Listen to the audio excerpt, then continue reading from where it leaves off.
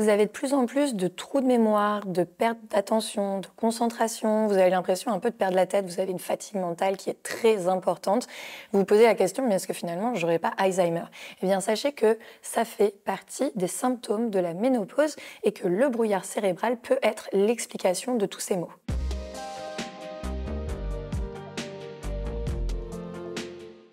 Je m'appelle Alexia Cornu, je suis coach depuis 2010, experte en physiologie. J'accompagne exclusivement les femmes et aujourd'hui, on va parler d'un des symptômes les plus tabous de la ménopause, le brouillard cérébral. Il y a de plus en plus de femmes qui sont diagnostiquées avec un burn-out alors qu'en fait, elles sont sous le brouillard cérébral de la périménopause et de la ménopause. Alors, qu'est-ce que ce brouillard cérébral exactement? Est-ce qu'il faut s'en inquiéter? Et puis, qu'est-ce qu'on peut faire pour lutter contre? Eh bien, c'est tout ce que je vais vous partager dans cette vidéo. Mais avant de commencer, sachez que si vous avez des doutes et des antécédents médicaux avec des risques d'Alzheimer par exemple, ça n'empêche pas d'aller faire vérifier auprès d'un médecin que vous n'avez pas de troubles plus importants.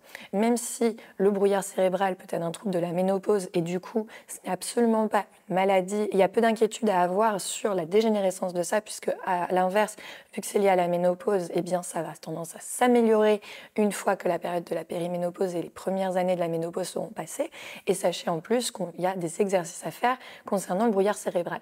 Maintenant, c'est quand même intéressant, si vous avez des doutes, d'aller retirer ces doutes en faisant des examens plus approfondis avec des médecins et de vous faire dépister pour vous assurer que ce ne soit pas une pathologie plus grave.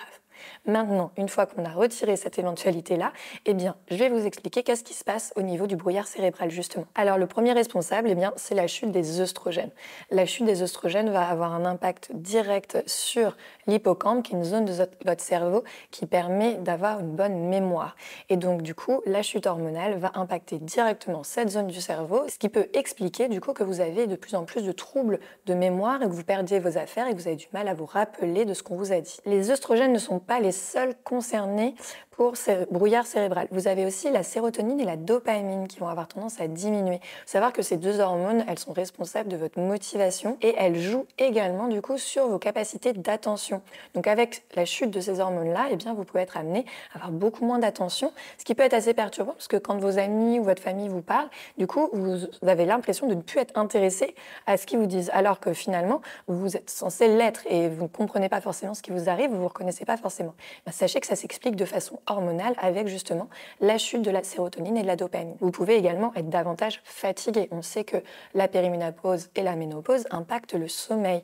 Donc si vous avez des troubles du sommeil, vous allez avoir du coup une fatigue qui va s'installer. Cette fatigue va aussi diminuer vos capacités d'attention et de mémorisation. On sait aussi que les œstrogènes jouent sur l'inflammation et qu'une augmentation de l'inflammation va ajouter un stress oxydatif et que ce stress oxydatif va avoir aussi un lien direct avec votre capacité de rétention de l'information, car le stress oxydatif va directement impacter les connexions neuronales. Enfin, vous avez une diminution de votre métabolisme qui va également se répercuter sur le cerveau.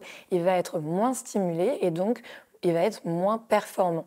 Par contre, sachez qu'il y a des solutions et du coup, je vais tout de suite vous donner les choses que vous pouvez faire pour lutter justement contre cette diminution de l'attention et de la mémorisation. Alors, la première chose que vous pouvez faire, c'est des petits jeux qui vont vous permettre de faire travailler votre système cérébral. Donc ça peut être bien des jeux tout simples, des mots croisés par exemple, ou des sudoku, ou encore des exercices d'écriture, de la lecture, tout ce qui va vous permettre de stimuler votre cerveau. Écouter également de la musique, comme de la musique classique, ou alors des sons binauraux, va vous permettre de stimuler aussi différents hémisphères de votre cerveau, et ça peut être très intéressant. Ou encore apprendre de nouvelles compétences. Il n'est jamais trop tard pour apprendre une langue, ou apprendre à faire par exemple du crochet ou apprendre juste une nouvelle compétence qui vous plaît, eh bien ça va vous permettre justement de stimuler votre cerveau et de pouvoir l'entraîner. Le cerveau est comme un muscle, plus on le stimule, plus on l'entraîne, plus il est performant. Et donc le fait de rajouter des petits exercices au quotidien qui vont stimuler votre cerveau va permettre de pouvoir lutter justement contre ce brouillard cérébral. L'activité physique va aussi avoir un impact sur votre cerveau parce qu'elle permet une meilleure oxygénation de celui-ci. Donc le fait de faire régulièrement de la marche, du sport, sport et des activités également de respiration, de cohérence cardiaque vont vous aider à avoir une meilleure oxygénation. Une meilleure oxygénation permet également d'avoir un cerveau plus performant. Sans parler du fait que les exercices de respiration jouent également sur le stress. Et donc, le fait de jouer sur le stress va vous permettre d'avoir meilleure régénération, moins de fatigue ressentie. Et on sait que la fatigue va jouer également sur le cerveau. Donc, si vous faites de la respiration régulièrement, ce qui va lutter contre la fatigue, ça va vous permettre aussi d'améliorer vos capacités de rétention et de mémorisation. Au niveau de l'alimentation, tout ce qui va être anti-inflammatoire va aussi être très intéressant pour lutter contre le brouillard cérébral. Donc une alimentation riche en oméga 3, comme par exemple des graines de lin, du saumon, des petits poissons gras comme la sardine ou le maquereau, des huiles végétales seront très intéressantes. Ça permet de protéger les neurones. Aussi, pour la lutte contre le stress oxydatif, vous pouvez consommer des antioxydants comme les fruits rouges par exemple, qui vont être très intéressants, le thé vert ou encore le curcuma. Le magnésium également que vous pouvez trouver par exemple dans les amandes ou la banane va permettre de diminuer la fatigue. Donc ça vous aidera également. Et puis on va éviter bien les aliments qui vont avoir tendance à augmenter votre fatigue ou à augmenter l'inflammation, comme les sucres, les produits transformés, l'alcool, la caféine en trop grande quantité, puisque ces aliments-là vont avoir l'effet inverse du coup sur votre mémoire. Alors, ce que vous pouvez faire aussi en plus de votre alimentation, essayez de manger varié avec des aliments vrais. Il y a certains compléments aussi qui peuvent être intéressants justement comme la B12 par exemple et le fer qui vont tous les deux avoir un rôle de soutien pour l'oxygénation de votre cerveau. À savoir aussi que les protéines et le collagène marin par exemple vont aussi aider à maintenir des bonnes connexions neuronales. Donc essayez d'avoir une alimentation suffisamment riche en protéines naturelles. Et enfin, il y a aussi certains stimulants naturels comme le ginseng par exemple qui peut être intéressant de rajouter dans votre alimentation ou alors sous forme d'infusion.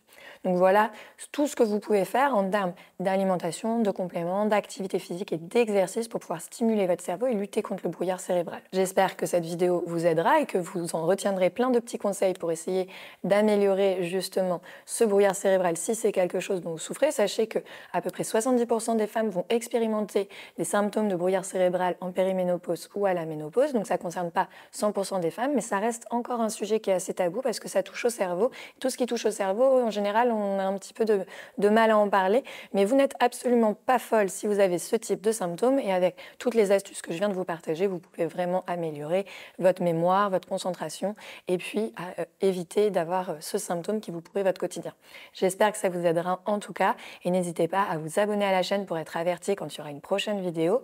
N'hésitez pas aussi du coup à me laisser des commentaires et puis à venir me partager ce que vous faites vous aussi pour garder une bonne mémoire et une bonne attention. Je vous dis à très vite et prenez soin de vous.